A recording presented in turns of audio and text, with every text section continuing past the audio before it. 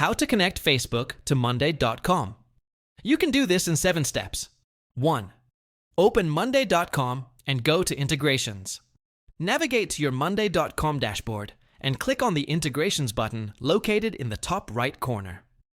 This section allows you to connect external platforms like Facebook to automate your workflow. 2.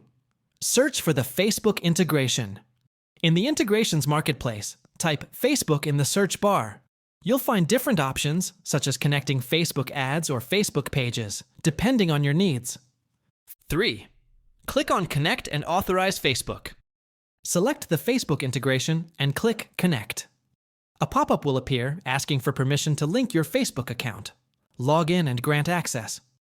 Select the board and Facebook page. Choose the specific Monday.com board where you want to integrate Facebook. Then, pick the Facebook page or ads account you want to sync. 5.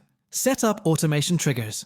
Define what actions will trigger updates, such as new Facebook comments, messages, or ad performance updates. These will be reflected on your Monday.com board. 6.